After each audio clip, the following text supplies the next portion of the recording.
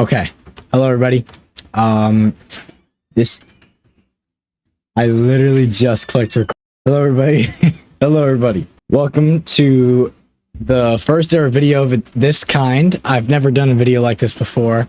I've written a sermon. It's called Rejection Isn't the End. I felt God tugging at my heart today at church that I should share the word, and I'm here to do that. So I have the entire sermon that I wrote in Google Docs. I'm just going to be reading off that. I'll try my best to actually, look at you. I want to speak to you. I don't want to just feel like I'm reading off a script. I want to actually talk to you because this is going to help a lot of people, and I know it will. God gave this directly to me. So I want to touch on those times in life where you feel rejected, right? Let's say you've been broken up with. Let's say you asked somebody out and you were rejected. Let's say you lost a friend, right? Let's say you were outed from a social situation. What do you do? All right. That's what I'm here to talk about. That brings me to my first point. Point number one, which is I want to remind you, and I'll put it somewhere on screen, that rejection is redirection. As people, when we're rejected, our first instinct is to just go, oh, well, there's probably something wrong with me, or there's probably something wrong with them. You assume, well, maybe I'm just not fun to be around, or maybe I said something wrong. Maybe they're in the wrong. But can I encourage you that the Lord himself has spoke about this already? Go ahead and turn to Matthew 10:14. Here, the Lord says, if any household or town refuses to welcome you or listen to your message, shake its dust from your feet as you leave. This means that rejection is redirection. That means that that person didn't leave your life. God removed them from your life. That means that that person didn't break up with you. They didn't drop you. That means God removed them from your life. See, I'm trying to get you to understand that when you're rejected, oftentimes it's not actually a matter of who's at fault like we want to think it is. It's a matter of being brought back on the right path to live. Sure, you stumbled a bit off. Sure, you said some things you wish you didn't, but God says you are so much more than your actions. God says you're being rejected now, but just you wait to see for what I have in store. Just you wait for what's coming next. Just you wait and see what I'm about to do. They didn't drop you because you're a bad person. I gave you a better life. That's what God says. So let's take a step back for a minute. Say you're sharing the word with somebody. You want them to give their life to God, of course, but they don't see things the way that you do. Let's take it a step further and say that they even say, oh,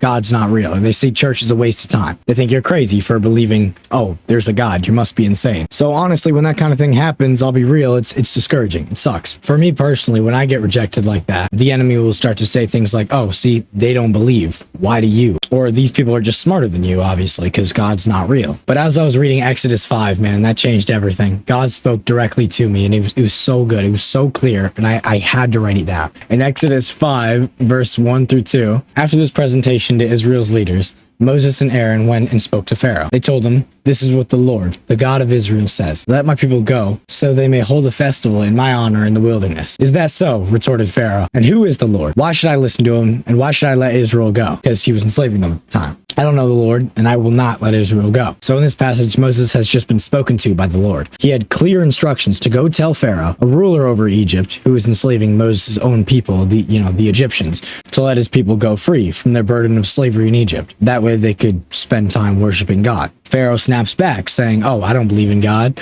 basically mocking the idea that God even exists. But just because Pharaoh, in your life, just because someone in your life said God doesn't matter or God isn't real doesn't suddenly mean that he doesn't. Just because a person didn't believe in Jesus doesn't mean he hasn't done miracles for you and your family. Just because you were shut down for talking about God doesn't make him any less real, any less powerful, or moving any less than he was in Moses' time period. Don't listen to outside voices, but instead listen to the voice of the Spirit that comes from inside your heart. That was point number 2, which is God's existence isn't based off what people think. Point number 3, if God said it, it is set in the cross. So lastly, I want to remind you of just how important Jesus' sacrifice was. Jesus endured every second of the cross for us, for all of us. He went through numerous whips until he was unrecognizable. He had a crown of thorns literally squeezed on his head through his skull, and he was being spat on by the tongues that he had created. But even still, he allowed himself to go through every second of it.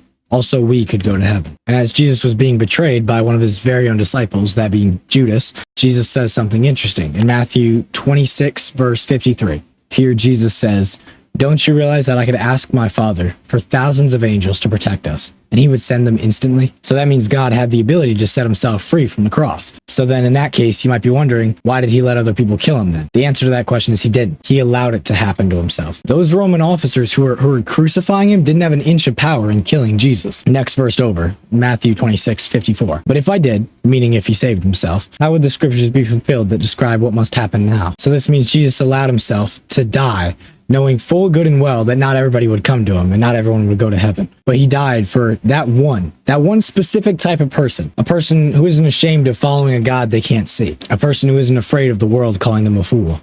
This is said in John 3:16, which I'm sure you know. I'm reading off the King James Version. For God so loved the world, he gave his only begotten Son, that whoever believes in him should not perish, but have everlasting life. So not only did he die for us so that we could go to heaven for all of eternity, which would have definitely been enough. I mean, as humans, we don't think about how long eternity actually is. Like, just try to think about how long that is. That would have been more than enough. But watch what God says in John 15, verse 4. I want you to get a picture of just how good, just how marvelous Jesus is. Reading off the New Living Translation, it says, "Remain in me, and I will remain in you.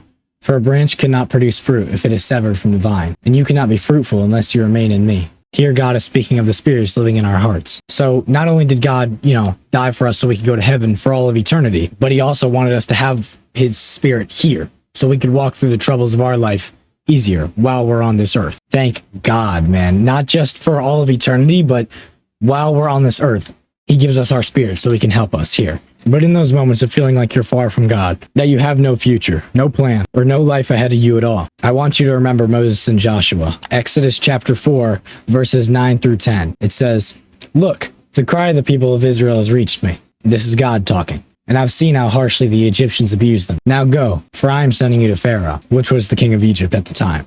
"You must lead my people out of Egypt." Now, obviously, this is a lot for Moses to take in, so he tried to reason with God about it. That's in verse 11. But Moses protested to God, "Who am I to appear before Pharaoh? Who am I to lead the people of Israel out of Egypt?" To which God responded with verse 12. God answered, "I will be with you." God also gives Moses signs to convince the Israelites that he's actually with them later on if you keep reading. Now, last verse, Joshua 1 through 9. So this takes place after Moses dies. He chooses Joshua after Moses' death to continue leading the Israelites into the land he promised them. In the New Living Translation, it says, "This is my command.